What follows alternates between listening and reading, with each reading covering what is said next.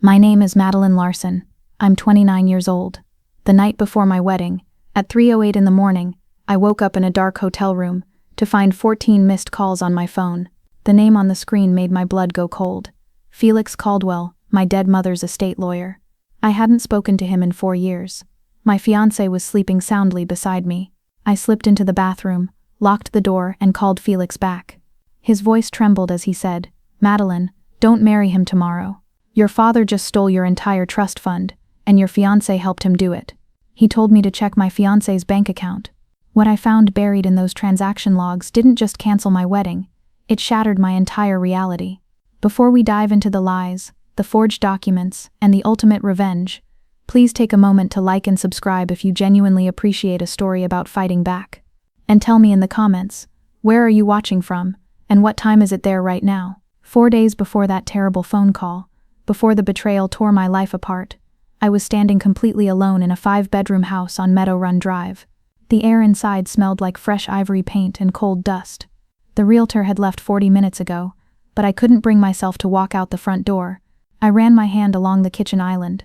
The smooth quartz was freezing against my skin. My hands were rough, the knuckles cracked and scrubbed raw from years of using harsh hospital soap. In the intensive care unit where I worked as a nurse, you learn to read the silence. A quiet hospital room can mean a patient is finally resting, or it can mean their heart has stopped. The silence in this empty house felt like a deep healing breath. It felt safe. I closed my eyes and pictured it. A green ceramic bread basket on the counter, a humming espresso machine in the corner, and right above the sink, a framed picture of my mother, where the morning light could catch her bright, familiar smile. 7 years of night shifts had bought the down payment for this house. When I say night shifts, I don't mean sitting quietly at a desk. I mean 14-hour rotations in the ICU. I mean the sharp, relentless beep of heart monitors, the biting smell of sterile alcohol, and running on 3 hours of sleep. I watched families break apart in waiting rooms, and I learned exactly how fragile life is.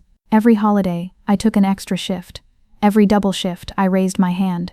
I put away $9,000 every single year, living on cold cafeteria food and cheap coffee. That money grew to exactly $65,000. It was all sitting in a cashier's check, waiting for closing day. The rest of the house, the real money, was going to be covered by my mother's trust fund. Before the cancer took her, she set aside $1.9 million for me. Sitting in her hospital bed with an IV taped to her bruised arm, she once held my hand and whispered, "This money is for the day you're settled, Madeline. Not for being rich, for standing on your own 2 feet." That day was supposed to be this coming Sunday. Suddenly my phone vibrated in my pocket, shattering the quiet. The caller ID flashed. "Trent." I smiled and swiped to answer. "Hey beautiful," his voice came through the speaker. "Are you at the house again?" "I can't help it," I laughed. The sound echoed off the bare walls, sounding a little hollow. 3 more weeks and we get the keys. "Listen, tomorrow is going to be the best day of my life." There was a pause on the line. It was just a second, a tiny unnatural gap in the conversation. In the ICU, a missed heartbeat on a monitor makes your stomach drop. But here, blinded by love, I ignored it. "Mine too," Trent finally said. His voice was warm, perfectly steady. "I can't wait to make you my wife. Have you looked at the catering emails yet?" "Not yet," I sighed, rubbing my tired eyes. "I'm exhausted. My feet feel like lead." "Don't even worry about it," Trent said, his tone turning overly helpful, almost too eager. "I've got all the paperwork handled. Just focus on resting. You work too hard, Maddie. Let me take care of the heavy lifting from here on out." I believed him. Standing in the middle of my dream kitchen, I believed every single word. I locked the heavy front door, walked down the driveway, and drove back to our cramped apartment. I fell asleep dreaming about seating charts, flower arrangements, and how much my mother would have loved the garden at the wedding venue. I had no idea that while I was dreaming, the 2 men I trusted most in the world were actively tearing my future down to the studs. I pushed open the heavy front door of my father's house, shivering as the freezing November wind followed me inside. It was my first Thanksgiving after my mother died. I was holding a warm, homemade pecan pie in both hands, though my skin still smelled faintly of the harsh antibacterial soap from the hospital. I had just finished a brutal 12-hour shift, but I drove 2 hours straight to be here.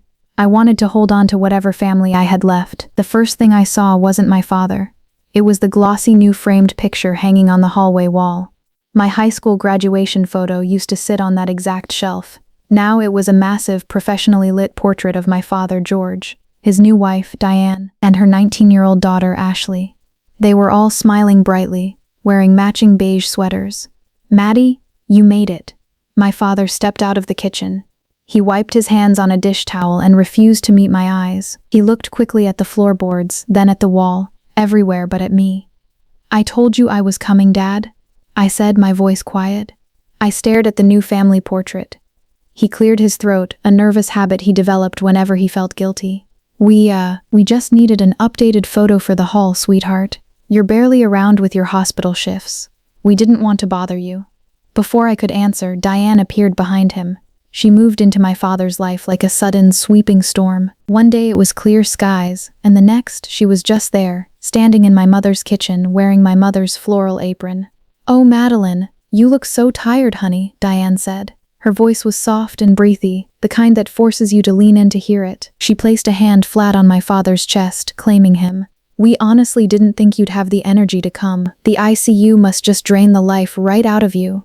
"I'm fine," I said, gripping the edges of the pie tin until my fingers ached. I walked past them into the dining room. Ashley was sitting at the table, tapping furiously on her phone. She was sitting in my chair, the exact chair I had sat in every night for 18 years. She didn't look up. She didn't even say hello. During dinner, the tension was thick enough to choke on. The clinking of forks sounded like small alarms.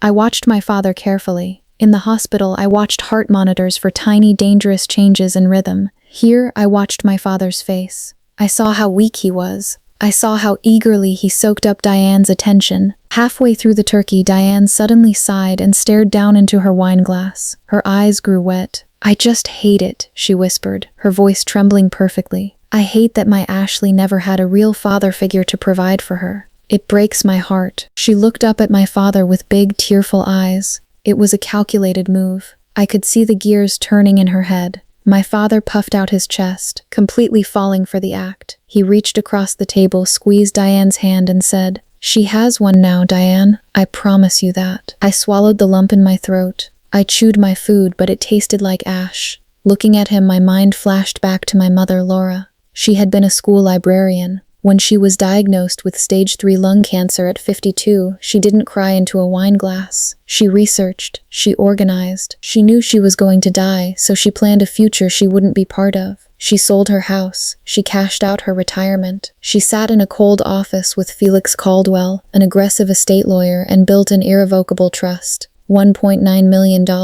Every single penny she had locked away safely for me. She made my father the trustee because he had been kind during their quiet divorce, because he brought her soup when she was too weak from chemo to stand. "The money is for settling, baby," my mother had whispered to me in her hospital bed, her breathing terribly shallow. "Not for spending. You'll know when." She trusted my father with my future. Sitting at that Thanksgiving table, I realized my mother hadn't known she was handing the keys to a complete stranger.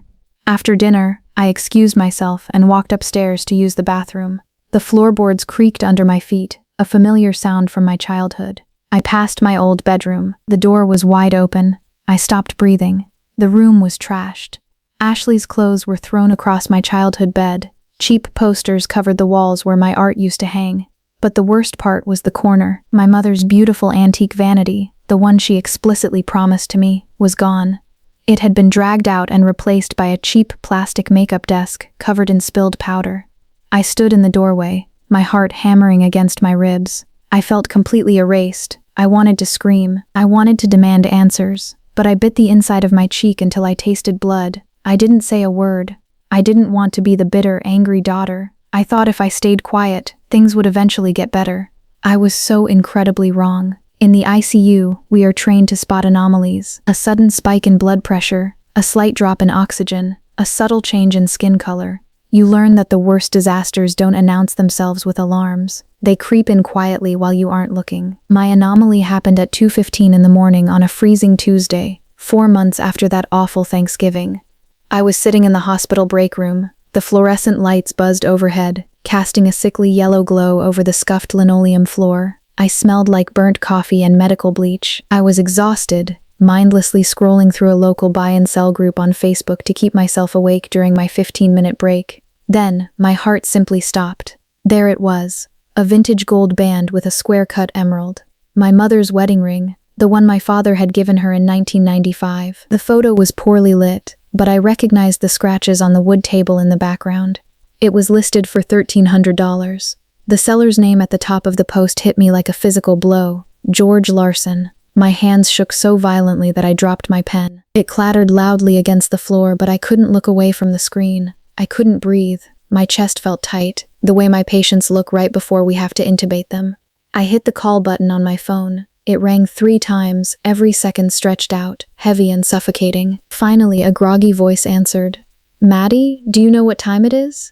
"Dad," I whispered. My throat was completely dry. "Why is Mom's ring on Facebook?" There was a long, terrible pause. I heard the rustle of bedsheets through the speaker. I heard Diane murmur something soft and sleepy in the background. My father sighed, a sharp, annoyed sound that made my stomach turn. "Diane just thought it was taking up space in the safe, Madeline," he said, keeping his voice low. "It's just gathering dust. We're trying to declutter the house." "Declutter?" My voice cracked. "It's her wedding ring, Dad. It's mine." "Don't be dramatic, sweetheart," he said, shifting the phone. I could hear the irritation bubbling under his words. "Diane said it perfectly yesterday. We just want what's fair for both girls. That's all any mother wants. Now let me go back to sleep." He hung up. The line went dead. I sat alone in the break room, the dial tone buzzing in my ear. Something inside me fundamentally broke in that moment, but it also crystallized into cold, hard clarity. I just want what's fair for both girls. Diane said it so often, with such a sweet, trembling smile that I had almost missed the real translation. I want what is yours for my daughter. I want to be unequivocally clear about who I am. I never asked my father for a single dollar after that night. Not when I was 24, eating generic pasta in a drafty studio apartment where the heater barely worked. Not when I was studying for my nursing boards until my eyes blurred and my head pounded. I earned every single shift. I earned every scar on my hands. I passed my licensing exam on the first try and marched straight into the chaotic ICU at Rosewood General. Night shift, 6 p.m. to 6 a.m. 4 nights a week, sometimes 5.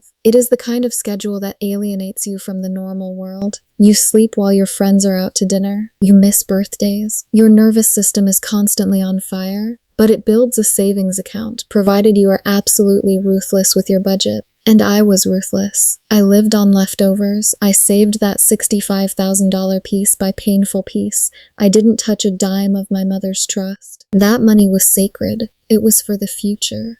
Then 3 years ago, the universe threw me a lifeline, or so I thought. I met Trent Bennett. Trent sold premium health insurance to hospital employees. He walked into our break room on a rainy Wednesday, shaking the water from his umbrella and carrying 3 boxes of expensive donuts. He was 31, charming in a quiet, low-key way. He didn't wear flashy suits. He had warm brown eyes and a smile that reached all the way to their corners. He was the kind of guy who remembered how you took your coffee after hearing it exactly once. We started dating and it felt safe. It felt like coming in from the cold. He wasn't wealthy. He made a base salary of $54,000 at a regional firm, but he was incredibly reliable. When my shifts ran long, I'd walk out into the freezing parking lot at dawn to find him idling in his car, the heater running, waiting to drive me home so I wouldn't fall asleep at the wheel. He didn't complain when my erratic schedule meant we had to cancel a dinner reservation. He would just order takeout, rub my swollen feet, and tell me about his day. 8 months into our relationship, my old car broke down. The mechanic handed me a bill that made my vision swim. I was sitting at my kitchen table, crying silently out of pure exhaustion, trying to figure out which extra shifts I could pick up. Trent walked up behind me. He gently took the greasy paper out of my shaking hands. He pulled a chair out, sat down, and looked me dead in the eye. His expression was fiercely protective. "Stop worrying about money, Maddie," he said softly, squeezing my fingers. "We're a team now. I will always figure it out." I thought that was love talking. I thought I had finally found my shield against the world. I know now it was a man who already had tens of thousands of reasons not to worry, reasons secretly provided by my own family. But at the time, sitting in that dim kitchen, Trent felt like the final, beautiful piece of the puzzle. The house, the trust, the husband, everything my mother had wanted for me was finally falling into place. I should have known better. In the hospital, when a patient's vital signs suddenly become perfectly stable after hours of chaos, we don't celebrate right away. We watch closer, because sometimes real life doesn't just naturally click into place. Usually it gets arranged, and usually someone else is quietly moving the pieces in the dark. The month I turned 28, exactly a year before my mother's trust would automatically unlock. I sat in my car in the hospital parking lot. The engine was running to fight off the evening chill.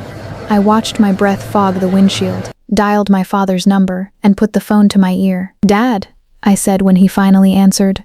"The trust opens next year, or when I get married. Trent and I are looking at dates, and I finally found the house. I need to start the disbursement paperwork with the bank so we can align the closing." There was a pause. It wasn't a normal conversational gap. It was a beat too long. Just a heavy, empty second of dead air where the only sound was the faint crackle of the phone line. I now know that in that single second, my father was staring down the barrel of a loaded gun. The money he had been secretly draining from my mother's estate wasn't going to be enough. He needed the trust. Then his voice came back. It was painfully cheerful. "Of course, sweetheart," he said smoothly. "I'll handle all the trust paperwork for you. You know how banking jargon gives you a migraine? That's my job as your dad. You just focus on the fun stuff." I didn't think twice. Why would I? He was the legal trustee. I sent him all the details in an email. The beautiful house on Meadow Run, the $290,000 price tag, the closing scheduled for 3 weeks after our July wedding. My hard-earned $65,000 would cover the down payment. The trust would handle the rest, leaving Trent and me completely debt-free. Every time I asked a follow-up question over the next few weeks, my father would redirect me with the skill of a seasoned politician. "Don't worry about the bank, Maddie. Courts are just slow right now. Go pick out your flowers. You've got enough on your plate with the ICU." So I did exactly what he wanted. I looked away. Here is the thing that still makes me sick to my stomach when I close my eyes at night. The exact same week my father told me to focus on the wedding, he called Trent. I know this now because my lawyer pulled the subpoenaed phone records. It was a 28-minute call, placed the very day after I told my father about the house. I don't know the exact words spoken on that call, but I know exactly what happened the next morning. I had just come home from a brutal 14-hour shift. My feet were throbbing and my brain felt like it was packed with cotton. I walked through the front door of our apartment, dropping my heavy bag on the floor. Trent was sitting at the kitchen table. He had a fresh cup of coffee waiting for me, and a massive stack of papers spread out across the wood. He stood up, kissed my forehead, and gently guided me into a chair. He stood behind me and started massaging my aching shoulders. "You're working 60 hours a week, babe," he murmured, his voice soft and soothing. He reached over my shoulder and pulled the stack of papers directly in front of me. "Let me take over the heavy lifting for the wedding. I'll manage the DJ, the venue insurance, and the caterer agreements. You just need to sign." I was so tired my vision was actually blurring. I took the pen he handed me. It felt heavy in my clumsy fingers. Trent kept one hand warmly on my shoulder. With his other hand, he quickly flipped the pages. "Sign here," he said, pointing to a line. I signed. He flipped a thick section of pages over. "And here, for the liability waiver." I signed again. He flipped one more page. "Last one, babe, just standard venue stuff." I blindly dragged the pen across the dotted line. I thought I was signing a damage waiver for the reception hall. I didn't know I was signing a legally binding beneficiary relinquishment form that Trent had quietly slipped into the middle of the stack. I handed him the pen, drank my coffee, and went to sleep, completely unaware that I had just given away my mother's life savings. The signs of Trent's sudden wealth were right in front of my face. I simply refused to see them. 5 months before the wedding, I was looking for a highlighter in Trent's home office desk. I opened the bottom drawer, pushing aside old mail, and my hand brushed against a crisp stamped bank statement from his student loan provider. I pulled it out. My eyes locked onto the bold print at the bottom. Total remaining balance, 0.00. He had owed $36,000. For 5 years, I had watched him stress over the minimum monthly payments. "How?" I asked him that night. I was standing in the doorway holding the paper, my heart beating a little too fast. Trent was sitting on the couch, typing on his laptop. The blue light reflected in his eyes. He didn't flinch. He didn't even stop typing. The click-clack of the keys remained perfectly steady. "End-of-year performance bonus," he said casually, finally looking up with a perfectly easy smile. "I crushed my regional sales quota, Maddie. I wanted to surprise you before the wedding. No regional insurance rep gets a $36,000 cash bonus in a mid-size market." The math didn't make sense. The logic didn't fit. But I looked at his smiling face, the man who made me coffee and rubbed my shoulders, and I chose to believe him. I wanted to be proud of him. I wanted to believe my life was finally safe. Then came the bridesmaid fitting. My father had called me a week prior, his voice thick with that forced, heavy guilt he used as a weapon. "It would mean the world to Diane if Ashley stood up there with you," he pleaded over the phone. "It would really cement us as a family, Maddie, before you go off and start your own." I was too tired to fight. I agreed just to keep the fragile peace. We met at a high-end bridal boutique downtown. The lights were blindingly bright, reflecting off a dozen floor-to-ceiling mirrors. I had carefully picked out a rack of simple, elegant $150 dresses for my friends, but Ashley walked right past them. She didn't even glance at the rack. Instead, she wandered over to the custom designer section, her fingers trailing over imported fabrics. She pulled out a heavy, custom silk gown that cost $350. She didn't blink at the price tag. She just held it against her chest and looked in the mirror, looking completely bored but satisfied. I opened my mouth to say it was too expensive, but Diane stepped forward. She didn't check the tag. She simply reached into her designer purse, pulled out a gold credit card, and dropped it onto the glass counter with a sharp clack. She turned to me, offering a smile that didn't reach her cold eyes. "She deserves to feel special too, Madeline," Diane said, her voice dripping with artificial sweetness. I bit my tongue. I thought about the extra night shifts I was working just to pay for the florist. I looked away.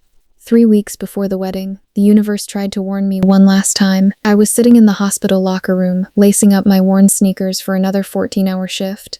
The sterile smell of alcohol wipes hung heavy in the air. My phone buzzed in my scrub pocket.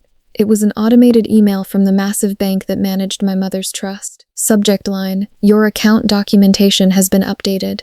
I stared at the bright screen. I saw the official bank logo. In my exhausted mind, I assumed my father was finally moving the house funds into escrow, just like he promised. My thumb hovered over the attachment. Suddenly, the overhead intercom crackled.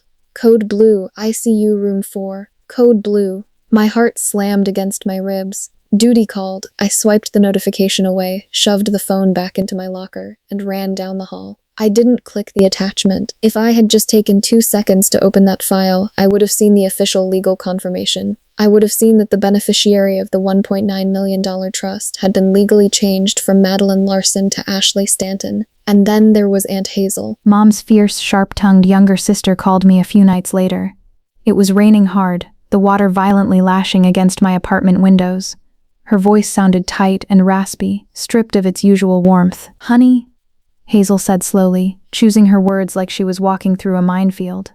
"I know George is your father, but your mother didn't just trust him with money. She trusted him with you.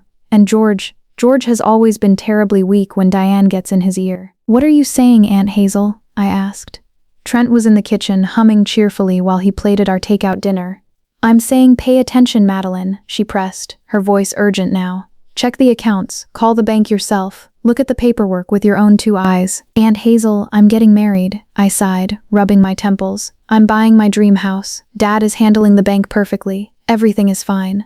The line went dead silent. The only sound was the rain hitting the glass. When she finally spoke, her voice was a heavy whisper. "Just pay attention, Madeline, before it's too late." I brushed her off. I didn't listen. Fast forward to Saturday night, the rehearsal dinner. We were crammed into the beautiful, dimly lit back room of Moretti's, the best Italian restaurant in town. The air smelled of rich roasted garlic, melted butter, and expensive red wine. 45 people filled the room. My father stood up at the head of the long table. He tapped his fork against his crystal wine glass. Clink, clink, clink. The room hushed instantly. "Lori would have been so proud," he began. His voice cracked perfectly on cue. A microscopic bead of sweat formed on his temple, but to the rest of the room he looked like a grieving, loving father. Half the guests teared up. "I promised her I'd take care of our little girl. And looking at Madeline today, about to step into her new life, I just wish Lori could be here to see this." Next to him, Diane delicately dabbed her completely dry eyes with a linen napkin. "Perfect timing, George," she murmured, squeezing his arm. "Always." I looked around the table. Trent's parents were beaming with pride. My best friend and maid of honor, Serena, raised her glass to me from across the room. And sitting directly across from me was Ashley. She was scrolling through TikTok under the table, completely disengaged, her face illuminated by the harsh blue light of her screen. Under the heavy tablecloth, Trent grabbed my hand. His grip was sudden and firm, almost a little too tight. "You okay, future Mrs. Bennett?" he asked, his brown eyes locking onto mine. "Perfect," I whispered, "and God help me, I meant it." After dessert was cleared, I got up to use the restroom. On my way back down the dim, narrow hallway, I felt a sudden cold draft. I stopped just around the corner, standing in the shadowed alcove near the coat check, where Ashley and Diane. Ashley was whispering something fast and excited. Suddenly, Diane let out a sharp, genuine laugh. It wasn't her usual soft, breathy giggle. It sounded hard. It sounded like tearing paper. It was the kind of malicious laugh that instantly dies the second someone walks around the corner. Which it did. I stepped into the light. Their heads snapped toward me. The wicked amusement vanished from their faces in a fraction of a second, replaced by wide, innocent eyes. Diane frantically smoothed the front of her expensive dress. Her chest was heaving slightly. "What's so funny?" I asked, keeping a polite smile on my face, though my stomach suddenly felt cold. Diane swallowed hard. A micro-expression of pure panic flashed across her eyes before she forced a sickly sweet smile. "Just girl talk, sweetie," she breathed. "Ashley is just so excited for tomorrow. It's a big day for all of us." Later that night, as we were leaving the restaurant, I saw Ashley post a photo on her Instagram story. It was a picture of us sitting at the long rehearsal table. The caption read, "So proud of my stepsister." It was followed by a little pink heart, but when I looked closer, my stomach gave a strange, hollow flutter.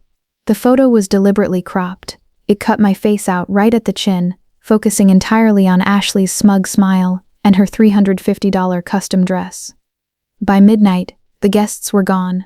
The air had turned bitterly cold. Trent drove us to the luxury hotel where we were spending our final night before the ceremony. The ride was quiet, save for the rhythmic hum of the heater. In the elevator, he leaned over and pressed a warm kiss to my forehead. "Get some sleep, Maddie," he whispered, his eyes soft and entirely convincing. "Tomorrow, our real life begins." He was asleep in 6 minutes. I lay completely still in the dark, listening to him.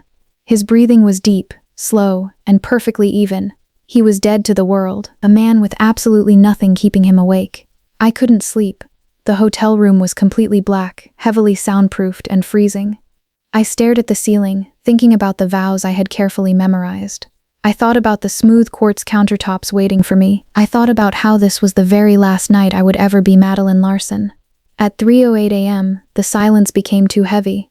I rolled over and reached blindly for my phone on the nightstand, just wanting to check the time. The screen flared to life, painfully bright in the pitch-black room. My heart stopped. 14 missed calls, 6 unread messages. All of them were from Felix Caldwell. My breath hitched in my throat. Felix was a shark. He didn't make social calls, and he certainly didn't call at 3 in the morning. I opened the texts, my thumb shaking so badly I could barely unlock the screen. "Madeline, call me the second you see this. Madeline, it's an absolute emergency. Stop the wedding. Pick up the phone." I didn't wake Trent. The ICU nurse inside me took over, the part of my brain trained to handle sudden, catastrophic trauma without screaming. I slid out from under the heavy duvet. I moved silently across the thick carpet, took my phone into the bathroom and shut the heavy wooden door behind me. I turned the lock. Click. I sat on the edge of the cold porcelain bathtub, pulled my knees to my chest, stopped my violent shivering, and dialed Felix's number. He picked up on the first half ring. He didn't say hello. He sounded exhausted, breathless, and terrified. "Madeline, thank God." "Felix, it's 3 in the morning, I whispered, pressing my forehead against my knees. "I'm getting married in 12 hours. What is wrong? I've been trying to reach you since 2 o'clock yesterday afternoon." His voice grated through the speaker, tight with panic. "You didn't answer. I was at the rehearsal. My phone was buried in my purse. Felix, you're scaring me." "Madeline, listen to me very carefully," he ordered, his tone suddenly dropping into a deadly serious register. "By tomorrow morning, there won't be anything left to save. Your father transferred the entire trust, all $1 million. He invoked a beneficiary relinquishment clause. The bathroom spun, the pristine white tiles blurred into a smear of gray. I gripped the edge of the cold sink so hard my knuckles popped. "What?" I gasped, the air suddenly sucked from my lungs. "He can't do that. It's an irrevocable trust. You built it. You told my mother it was ironclad. It is, Felix snapped. Unless the original beneficiary signs a notarized release allowing the trustee to reassign the funds. The bank sent me an automated legal notification yesterday afternoon. George submitted a form relinquishing your rights. He transferred everything to Ashley Stanton. And Madeline, Felix paused and I could hear him swallow hard. The form has your signature on it. It was legally notarized by a man named David Miller. Does that name mean anything to you? The blood drained from my face. My whole body went numb. David Miller. Trent's best man, a guy who worked at a local branch of our bank. He had his notary license. Did you see his face Just when he sign tried here, it? babe. Let me manage the I heavy know, it was lifting. hilarious. The memory You hit should me like a definitely go physical back punch to the tomorrow. chest. The vendor contracts, the Look at venue all these insurance. lanterns, it's so Trent standing behind me, beautiful. rubbing my aching shoulders, I can't handing believe me we a are stack of finally papers while here. I was half blind with exhaustion after a 14-hour shift. Just sign here, and here, and here. Oh my God, I choked out, pressing my free hand tightly over my mouth to muffle a sob. Felix wasn't done. The silence on the line felt heavy, like the air right before a tornado touches down. Madeline, there's something else. You need to pull up Trent's bank account. Right now. My hands were shaking so violently I nearly dropped the phone. I put Felix on speaker, resting the device on the bathroom counter. I opened the banking app. Trent and I shared all our passwords. We had promised each other complete financial transparency. Look at the deposits over the last 8 months, Felix instructed, his voice echoing slightly against the bathroom tiles. I scrolled past the mundane rhythm of our shared life, the grocery runs, the gas station charges, the Netflix subscription, and then, jumping off the screen in bright green text, I saw it, a direct deposit, $18,000 from George Larson. My vision tunneled. I kept scrolling, swiping my thumb across the glass. 2 months later, $12,000 from Diane Pruitt Larson. Another month passed. $7,500 from George. 3 weeks ago, $12,000 from Diane. I did the math instantly. The total was exactly $49,500. Felix, I gagged. Hot, furious tears finally spilled over my eyelashes and burned down my cold cheeks. What are these? Look at the memo lines, Madeline. I clicked on the transaction details, my chest heaving as I struggled to pull air into my lungs. None of them said per agreement. They were smarter than that. Catering advance, honeymoon fund, Misk wedding expenses, but my father and Diane hadn't paid for a single wedding expense. They hadn't offered a dime. Trent and I had paid for everything out of our joint wedding fund, the fund I had poured my extra ICU shifts into. Trent was taking their money, pretending to me that he was using his massive bonus to cover costs and pocketing the cold cash. They were paying him off. Paying him to slip that forged document under my nose when I was too tired to read it. Paying him to accelerate the wedding date. Convincing the bank to process the paperwork under the guise of premarital financial restructuring before I ever turned 29. Trent wasn't my protector. He was their inside man. He's asleep in the next room, I whispered to Felix, staring blankly at the locked bathroom door. My voice didn't even sound like my own. It sounded hollow, scraped, completely empty. The monster who had orchestrated my ruin, the man who kissed my forehead and promised to protect me, was literally snoring 20 feet away. He had sold me to my father for $49,500. Madeline, Felix's voice snapped through the phone speaker, sharp and commanding. It was a lifeline pulling me back from the edge of a total psychological collapse. Focus on me. Your father planned this timing perfectly. He thinks because the wedding is in less than 12 hours, you will be too trapped by the embarrassment, the arriving guests, and the thousands of dollars spent to fight back. He is banking on your shame. He thinks the transfer will clear when the bank opens on Monday morning, and by then it will be too late. You need to leave. Right now. In the hospital, when a patient's heart monitor flatlines, a piercing alarm rings out. We call it a code blue. When that alarm sounds, ICU nurses do not freeze. We don't cry. We don't ask why it happened. We initiate life-saving protocols. We step into the chaos and we act. My own personal code blue had just sounded. The tears instantly stopped. The violent shaking in my hands vanished, replaced by a freezing, unnatural calm. I hung up on Felix without another word. I stood up and looked at myself in the wide bathroom mirror. The smudged eyeliner from the rehearsal dinner made dark circles under my eyes.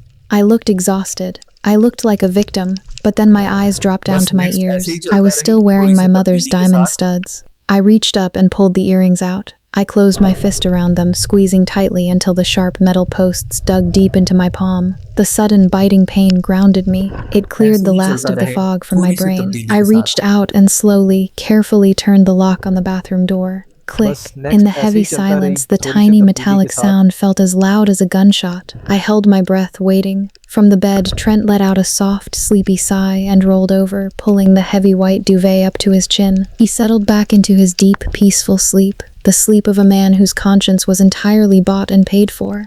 I stepped out of the bathroom and moved across the thick carpet like a ghost. The room was pitch black, lit only by the faint orange glow of the streetlights filtering through the heavy curtains. Every sound was magnified. The rustle of my jeans as I pulled them on, the soft thud of my boots hitting the floor. I opened my overnight bag. The metal zipper seemed to scream as I pulled it closed, inch by agonizing inch. I kept my eyes locked on Trent's rising and falling chest. If he woke up now, if he asked me what I was doing, I didn't know what I would do, but he didn't move. I stood up and looked at the closet. Hanging on the door was my custom $2,000 white wedding dress wrapped in clear plastic. It looked like a ghost hovering in the dark. I left it exactly where it was. Then I looked down at my left hand. The diamond engagement ring felt incredibly heavy, like a steel shackle cutting off my circulation. I slid it off my finger. I walked over to Trent's side of the bed. I placed the ring gently on his nightstand, resting it right on top of his cell phone screen, where he couldn't possibly miss it. I picked up a small piece of hotel stationery and a black pen. I didn't write a long, emotional letter. I didn't ask him how he could do this to me. He didn't deserve my grief. I wrote 3 words. I saw everything. I left the note beside the ring. I picked up my bag,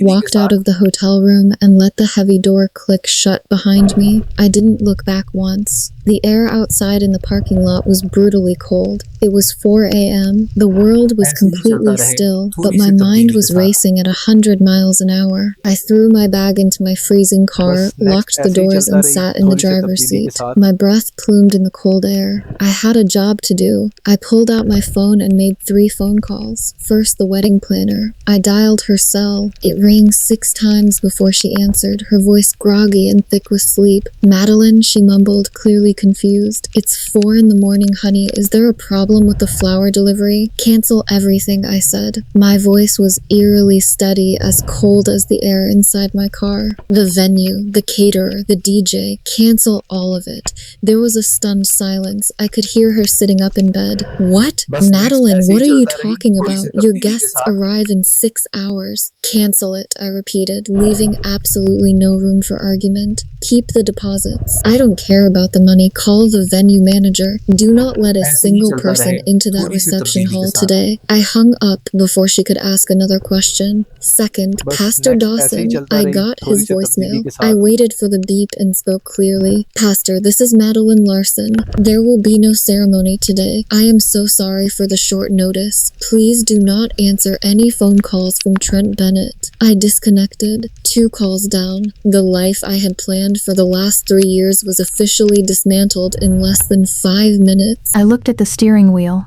my chest rising and falling in the quiet, dark car. There was only one call left to make, the only person left in the world I could actually trust. Third, I called Serena. She picked up on the second ring. She was wide awake. That is exactly who Serena is, the kind of friend who sleeps with her phone off silent when you are going through something big. "Mads?" Her voice was sharp and clear in the dark. "What's wrong? Are you sick?" "I'm in my car at the Meridian parking lot," I said. My voice finally cracked just a little. "Come get me, I can't drive. The wedding is off." She didn't ask a single question. She didn't gasp or demand to know why. "I have my keys in my hand," Serena said. "Lock your doors. I am exactly 5 minutes away." By 8 a.m., I was sitting at Serena's small kitchen table. The sun was fully up, shining brightly through the window, mocking the absolute wreckage of my life. I was drinking bitter black coffee, staring at the printed screenshots of Trent's bank statements spread out across the wood. My phone had been vibrating violently against the table for 3 straight hours. In the hospital, when an emergency pager goes off, it vibrates with that same frantic, angry energy. I just watched it dance across the table. 15 missed calls from Trent, 9 missed calls from my father, 5 from Diane. The panic was setting in for them. They had woken up, realized I was gone, and seen that the wedding planner had locked down the venue. Their perfect, quiet little robbery was falling apart in the daylight. I finally picked up my phone. I opened my messages and created a new group chat containing 3 numbers: George, Diane, and Trent. I didn't write an emotional paragraph. I wrote a clinical, precise report, the same way I chart a patient's fatal symptoms. I know about the forged relinquishment form. I know David Miller notarized it. I know about the $49,500 in payoffs hidden as wedding expenses. The wedding is canceled. Expect to hear from my lawyer. I hit send. I set the phone face down. For 45 minutes, the kitchen was absolutely deafeningly silent. The men who always had a smooth lie ready, the woman who could cry on command, they were completely speechless. It was the silence of guilty people frantically trying to figure out how much prison time they were facing. Then Trent tried one last desperate move. My screen lit up with a massive paragraph from him. A huge wall of text packed with words like misunderstanding, pressure, context. I was going to tell you, your dad forced me. I deleted it without finishing the first sentence. I didn't care about his context. A venomous snake doesn't need context to bite you. At 10 a.m., the exact hour I was supposed to be stepping into my white dress with my bridesmaids, I was pulling into Aunt Hazel's driveway. Felix Caldwell had told me to go there immediately. She has the missing pieces, Madeline, he had said over the phone. She's been waiting for this. Hazel was standing on her front porch in the biting cold, smoking a cigarette. She had quit smoking a decade ago. But as I walked up the driveway, the smoke curling around her face,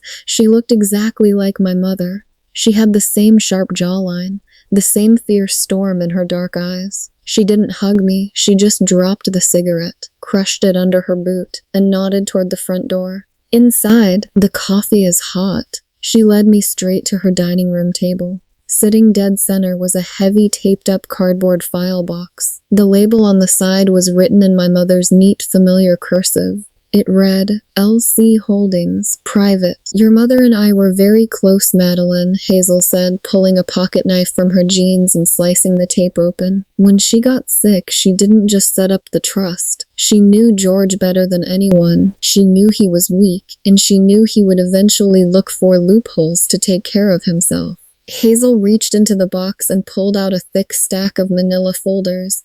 So, she bought real estate, Hazel continued, dropping the first folder in front of me. But she didn't put it in her name. She created a private LLC. She called it LC Holdings. She flipped the folder open. A beautiful cabin up in Sierra Valley, bought in 2016 for $150,000 in cold cash. She dropped the second file. A half-acre commercial lot right outside Raleigh, paid in full. She dropped the third. And a private investment account currently sitting at $145,000. I stared at the paperwork, my mind racing to process the numbers. But Dad was her husband when she died. Exactly, Hazel interrupted, her eyes blazing with a dangerous fire. Because George was her legal husband, he was listed as a secondary manager on the LLC paperwork. When your mother died, George was supposed to report these assets to the probate court so they could be divided properly, but he didn't. Hazel leaned over the table, tapping her finger hard against a printed deed.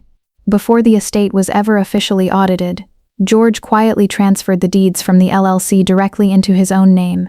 And that $145,000 investment account, he transferred that into Diane's name exactly 6 months after they got married. My breath caught in my throat. The total value was roughly $650,000. It was entirely stolen from my mother's estate. It was entirely hidden from the probate courts and the IRS. My father wasn't just a weak man manipulated by a greedy new wife. He was a calculated, deliberate criminal. By 1 p.m. on Sunday, the exact time I was supposed to be having my first dance with Trent as a married woman, I was pushing open the heavy glass doors of Whitaker and Associates. Felix had called in a massive favor to get me a Sunday emergency meeting. I didn't have to wait. I walked straight into a mahogany-paneled corner office. Rebecca Whitaker didn't look up when I walked in. She was already pacing behind her massive desk, a phone pressed to her ear, barking orders at a paralegal. I don't care if it's Sunday. File the emergency motion with the duty judge by 3. Get it done. She slammed the phone down, adjusted the reading glasses hanging on a silver chain around her neck, and finally looked at me. She was a shark in estate litigation, and she clearly didn't waste time with pity. Sit down, Miss Larson, she commanded, pointing a gold pen at the leather chair opposite her. I handed her the forged trust document, Trent's highlighted bank statements, and Aunt Hazel's LLC files. Rebecca put her glasses on. For 20 agonizing minutes, the only sound in the room was the ticking of a grandfather clock and the crisp turning of pages. Finally, she took off her glasses. She let them drop against her chest and leaned forward, resting her hands flat on the desk. "Your father didn't just breach his fiduciary duty as a trustee, Madeline," Rebecca said, her voice completely devoid of emotion. "He committed criminal fraud, forgery, and felony tax evasion by hiding those LLC assets from the probate court. And your fiancé and his notary friend? They are direct accessories to wire fraud." "Can we stop the trust transfer?" I asked. My voice finally cracked. The adrenaline that had carried me through the night was starting to wear off, leaving behind a cold, hollow exhaustion. The bank sent the automated email on Friday. They said the paperwork finalizes tomorrow morning. Rebecca didn't blink. Her hands flew across her keyboard, typing with incredible punishing speed. "I am filing an emergency injunction first thing tomorrow morning, before the bank even unlocks its doors," she said, her eyes locked on her screen. "It will freeze the account immediately. The money won't move. But I want to hit your father with a formal demand letter right now. Today." She stopped typing and looked at me. Her gaze was sharp and entirely unsympathetic, which was exactly what I needed. "We serve him by legal courier this afternoon," she explained, her tone purely clinical. "We give him a hard deadline, Monday at 9 a.m. He has until then to reverse the trust transfer, officially step down as the legal trustee, and sign the LLC assets back over to your mother's estate. If he refuses, or if he tries to negotiate, I take this directly to a judge, I file criminal charges, and George goes to federal prison." The word hung in the air. Prison. Rebecca took off her reading glasses and let them hang from the silver chain around her neck. She leaned forward, studying my face. In her line of work, she had probably seen families tear each other apart 100 times. She needed to know if I was going to break. "I need you to be absolutely certain, Madeline," she said softly, but the warning in her voice was clear. "Once I send this letter, there is no taking it back. Are you prepared to send your own father to jail?" I closed my eyes. The silence in the office was absolute. For a second, I saw my father teaching me how to ride a bike. I saw him bringing my mother soup when the chemotherapy made her too weak to lift a spoon. But then a darker, truer image washed it away. I saw the 14-hour night shifts. I felt the deep aching pain in my feet after standing on hard hospital floors while everyone else celebrated holidays. I saw the smooth quartz countertops of the house I had bought with my own blood and sweat. And finally, I saw my father at the rehearsal dinner, standing at the head of the table, raising a glass to my dead mother while actively plunging a knife into my back. He didn't love me. He loved what my independence allowed him to get away with. I opened my eyes and looked right at Rebecca. "Draft the letter." The demand letter was delivered to my father's house by a uniformed legal courier exactly at 4 p.m. on Sunday afternoon, according to Aunt Hazel's nosy neighbor, who happened to be watering her lawn in the freezing cold just to watch the show. Diane answered the front door. The courier handed her the thick envelope, made her sign for it, and walked away. 10 minutes later, the neighbor said, muffled, terrified screaming could be heard coming from inside the house. At 6 p.m., my cell phone rang. I was sitting on Serena's couch, a cold cup of coffee in my hands. The caller ID flashed. "Dad," I took a deep breath, swiped to answer, and put the phone on speaker, placing it on the coffee table so Serena could hear. "Hello?" I said. My voice was completely flat. "Madeline," my father breathed. He sounded terrible. His voice was no longer the deep, confident tone of the family patriarch. It was thin, shaking, and utterly desperate. "Madeline, please, you can't involve lawyers. You don't understand what you're doing. You're tearing this family apart over money." I stared at the phone. "I didn't forge my daughter's signature to steal a dead woman's money, Dad. You did. I kept that trust safe for 7 years," he suddenly yelled. The panic in his voice shifted into a violent, defensive rage. I could hear his heavy, ragged breathing through the speaker. "I protected it. Ashley has nothing. She has no career, no college degree, no future. You're an ICU nurse, Madeline. You're strong. You can survive anything. I had to make sure Diane and Ashley were taken care of." The words hit me like a physical blow. I felt the air leave my lungs. "You're strong. You can survive." He was weaponizing my own resilience. He was punishing me for surviving without him and rewarding Ashley for her weakness. "So you paid my fiancé to betray me?" I asked, my voice dropping to a deadly whisper. "You bought the man I loved just to keep me distracted?" Dead silence. For 10 long seconds, the only sound was the faint hum of Serena's refrigerator. Then my father tried his final, desperate card. He lowered his voice, trying to sound reasonable, trying to sound like the dad who used to comfort me when I scraped my knee. "Let's settle this tonight," he pleaded. "Come to the house at 8 p.m. I'm calling the whole family. Uncle Rick, Aunt Hazel, the cousins, everyone who is in town for the wedding. We are going to sit down in the living room and talk this out like adults, without lawyers. Please, Maddie, for your mother. It was a trap." I could see the mechanics of it instantly. He thought if he got me in a room full of relatives, Diane could turn on the waterworks. He could play the desperate, loving father trying to save his new stepdaughter. They would use peer pressure, demanding that I drop the criminal charges to protect the family name. He thought I would fold under the weight of an audience. He had no idea who he was dealing with anymore. "Fine," I said smoothly. 8 o'clock. I arrived at my father's house at exactly 7:55 p.m. The sun had completely set, and the freezing wind was howling through the bare trees in the front yard. I didn't wear anything flashy. I wore a plain navy blouse, dark jeans, and my mother's diamond studs in my ears. I carried a single thick blue folder. I pushed the front door open without knocking. The air inside felt thick and suffocating. There were 25 people crammed into the living room. Uncle Rick was leaning against the wall, his arms crossed. Several of my mother's cousins were sitting rigidly on the dining chairs they had dragged in. Family friends whispered nervously in the corners. George stood directly in front of the brick fireplace. He had his hands clasped behind his back, looking grave and noble, the perfect image of a burdened leader. Diane was clinging tightly to his arm, holding a tissue to her face, loudly dabbing her perfectly dry eyes. Ashley sat slumped on the couch, chewing her thumbnail, staring blankly at the floor. The moment I walked in, the whispers died. The tension in the room was so heavy it felt hard to breathe. George cleared his throat. He looked around the room, making sure all eyes were on him before he spoke. "Thank you all for coming," he began, his voice thick with fake sorrow. "As you know, Madeline abruptly canceled the wedding today. It has been a terrible shock. She is very upset because I had to make a difficult, private financial decision as her father. I transferred a portion of her trust fund to Ashley, just to help her get on her feet.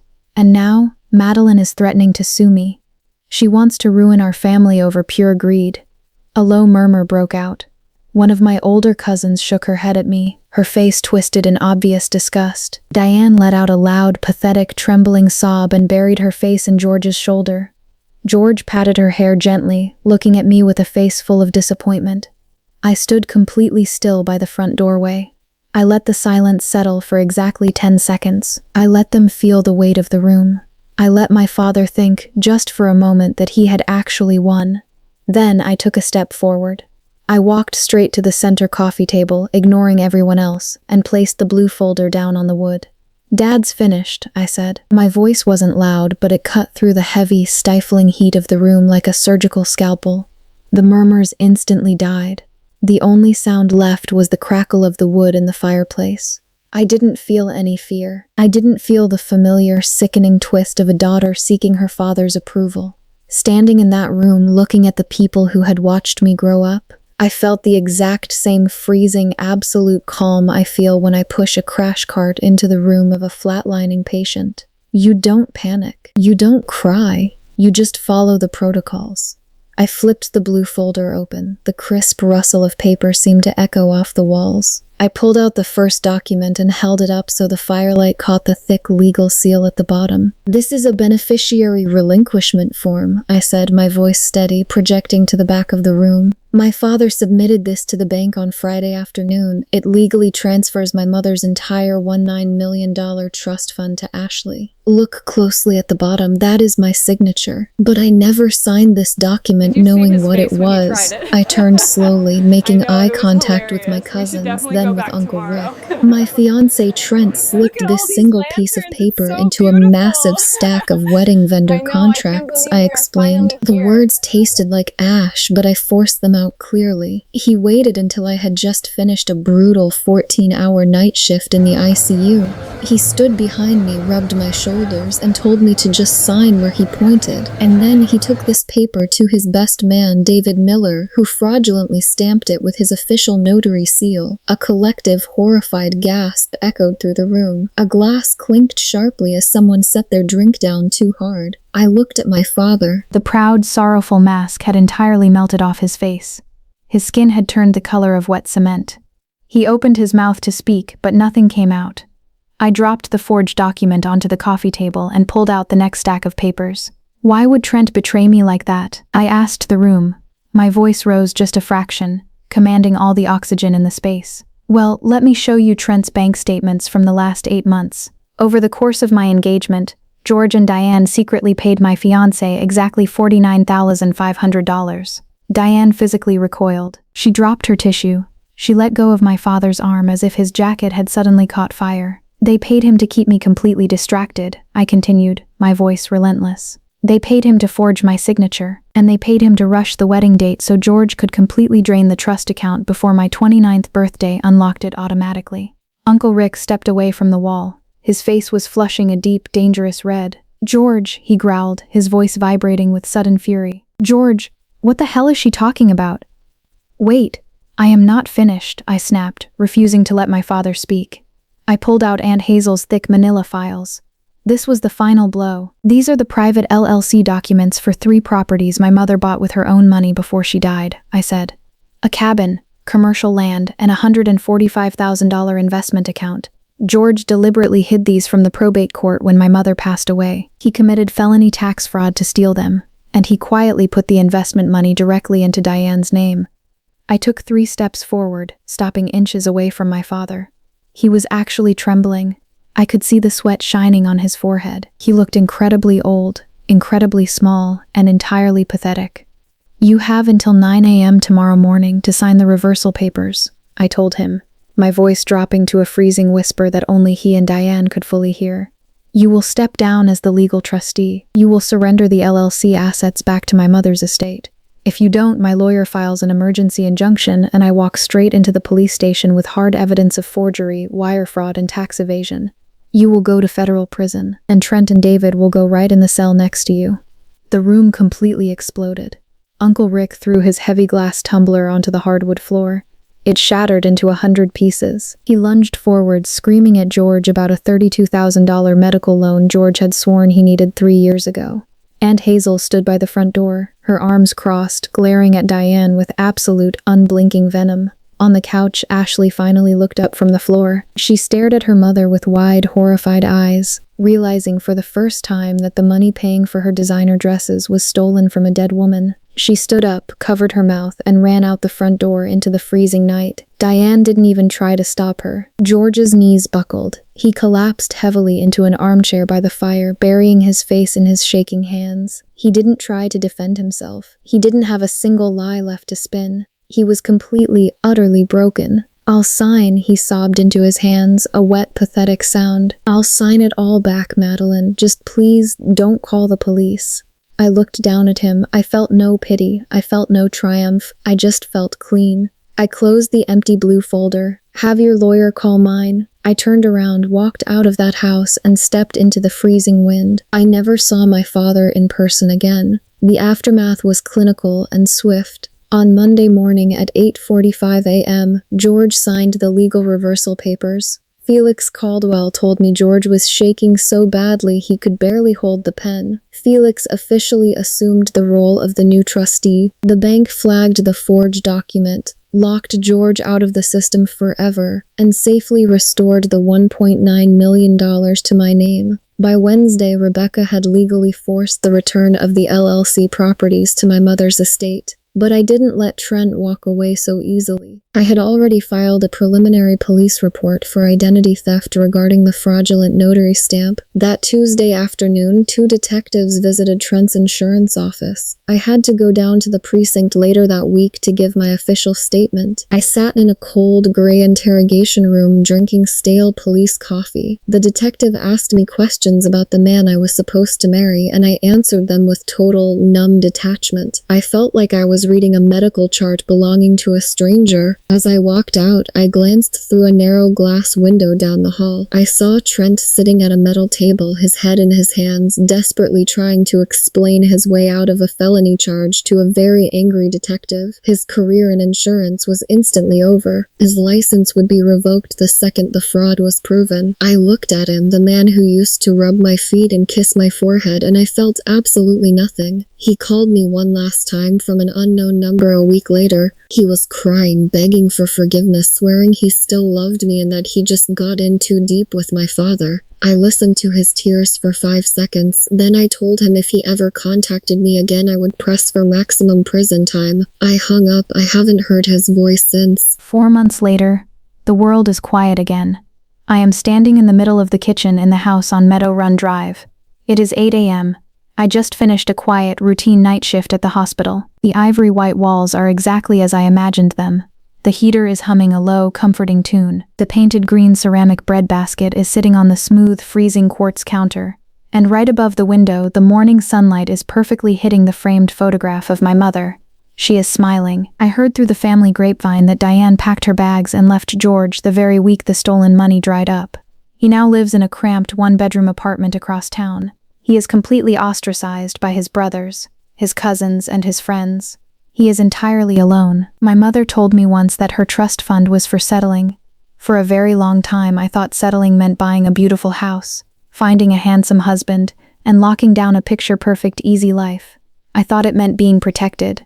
I was wrong. Settling doesn't mean finding a safe place to hide. Settling means planting your own 2 feet on ground that will never, ever give way beneath you. It means surviving the worst betrayal imaginable, looking around at the wreckage of your life, and realizing you have the strength to burn the entire room down to protect what is yours. It means finally understanding that the only protector you will ever truly need is yourself. My name is Madeline Larson. I am 29 years old. I am single. I own my own home. My $65,000 in savings is sitting in my bank account, a safety net I built with my own 2 bruised hands. And for the first time in my entire life, I am finally, truly, settled. Stories like Madeline's remind us of a profound, sometimes painful truth.